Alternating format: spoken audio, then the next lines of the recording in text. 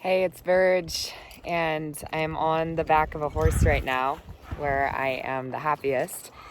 And actually, right down below where I am, here, you can see by his foot, I hope you can see, there's a rabbit skull down there, which is pretty crazy.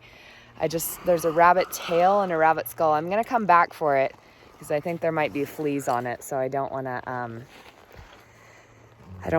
a horse or dog or anything to get fleas. So I was gonna pick it up, but my friend wants to go home, so I'll make this video nice and short.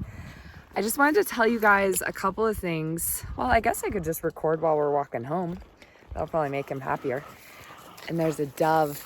I don't know if you can see this dove in the tree. So I wanted to tell you guys that I have started publishing again. So if you click in the link below, there will be a link to my blog, and I've started publishing pieces from the Wild Way Home. So I'd love for you guys to check that out and see what you think of my writings, because they're a little bit different than my videos. And I hope that you had an amazing full moon eclipse in Scorpio. It's been one hell of a week, at least for me. The tarot card that Chani Nicholas, and I'll link to her. I love Chani for astrology if I haven't mentioned her to you guys before. She has an app as well. The tarot card for last week was the death card. So I'd love to hear about any hopefully metaphorical and figurative rather than literal death experiences that you had. Yeah, I just wanted to tell you that I'm doing well, and I wanted to posit an idea that I have been practicing and that is helping me right now when it comes to feeling all the emotions on all ends of the spectrum, not just what we would consider the positive ones. And my friend Susie, as usual, really helped me to see this. She has me reading a book called Electric Body, Electric Health that I am only a little bit of the way through, but I really can't recommend enough. So definitely check it out. Isn't this cool? I don't know if you can see our shadow. Isn't this landscape beautiful? Electric Body, Electric Health. So I have a lot more to say about that. The book posits that the body is a battery, and it's all about keeping our voltage high. But after talking to my older brother, who's an electrical engineer, and I'm working on this theory, I by no means have anything figured out yet. High voltage comes from the bounce back and forth from the differential, if you will, between positive and negative charge. So I'm feeling like there's really something to us being willing to go into the quote unquote negative as well as quote unquote positive emotions in order to recharge ourselves, in order to have high voltage. So more on that soon. I'd love to hear any comments you guys have on that, because the more I'm on this journey, for those of you who have been on it with me, my horse is stopping to smell poop.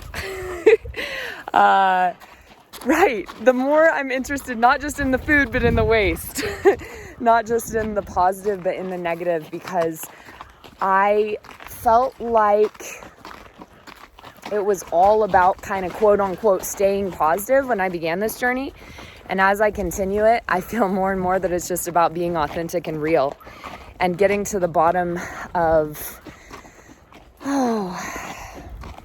the repressed emotions and experiences and letting them be, as my friend Tyler said, maybe not necessarily expressed, although I do love expression, but at least experienced. And so my theory is that maybe it's not so much about not having anything bad happen to us, or not having any quote disease, whether emotional or physical, or, oh, there, a rabbit just crossed the path. That's awesome.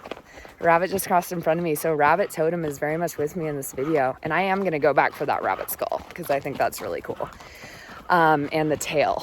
But maybe it's not so much about not having negative experiences, quote unquote, or negative emotions, or, negative bodily symptoms, but how fast we recover from them. Because I was thinking about that in terms of physical fitness. And, the hardest part of starting to run is starting. And then you find that it gets easier and easier the more that you do it, right?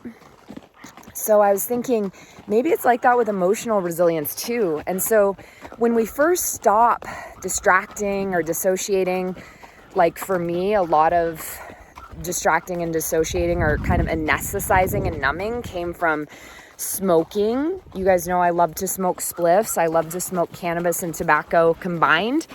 And I have nothing to say about the positivity or negativity of any substance. I just know that for me, when I would smoke weed specifically, I would not feel anger as much. And anger is one of the biggest emotions that I'm working with right now that has a lot of power, that has a lot of power for me. So it's kind of like starting to run as far as at first it's so overwhelming and it takes a long time to bounce back. I feel like I've had a lot of very challenging negative experiences that I'm like, oh my goodness, is life going to be like this forever now? Like, I just don't know if I can take this. And the more that I open, as Michael Singer would say, keep my heart open, completely open, keep my whole body and mind open to whatever emotion is authentically coming, the quicker I find that I'm bouncing back. Because what I believe also is that it can't be faked. Like, it has to be authentic. It's not something that we can try or force ourselves to do, but something that happens naturally as a cycle. Like, for instance, that we will naturally end up at those positive places like peace, like confidence, etc. if we go through, love, basically, if we allow ourselves to fully feel and explore and experience fear, anger, insecurity, shame, guilt, all these things. It's just that at first, like beginning to start running again, it might take us a little bit longer to recover. And that's the hardest part. And it kind of tempts us to be like, oh, this is too hard. I want to start distracting and dissociating and numbing again, or as I used to do. And I'm not saying this in a judgmental way to anyone at all. We're all on our own path.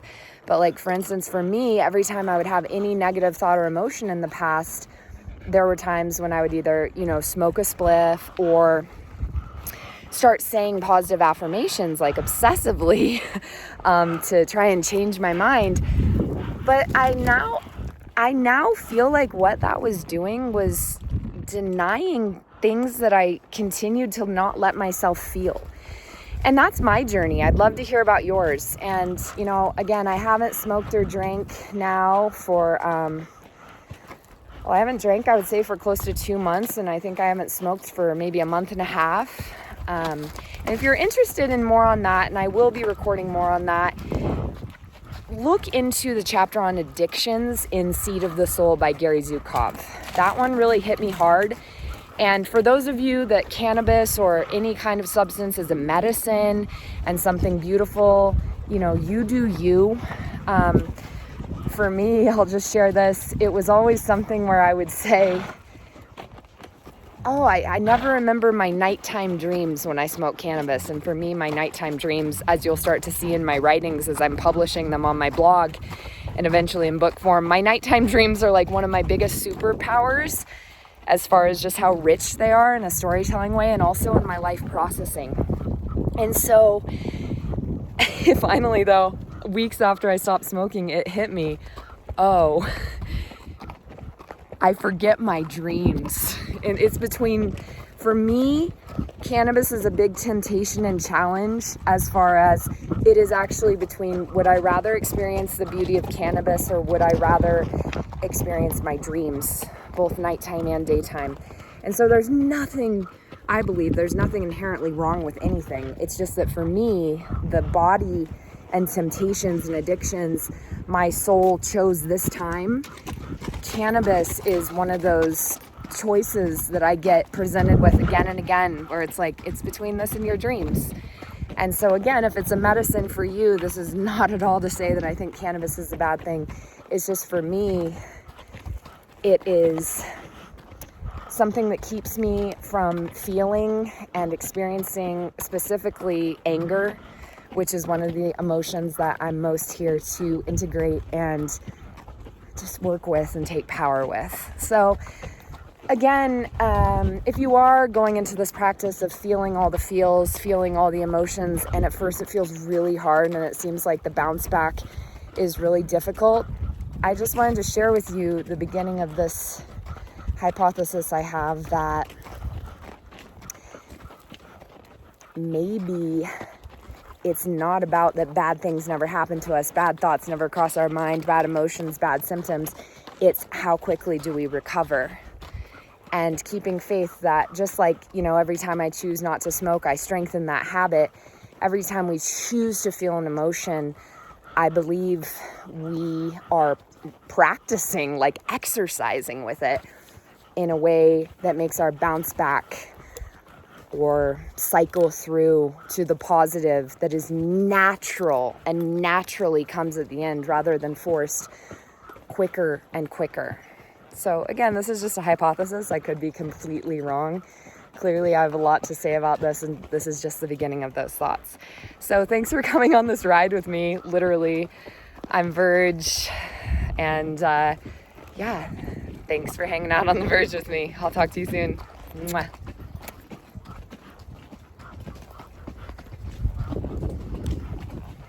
Isn't this a cool shirt, by the way? My mom got it for me. Very me, right?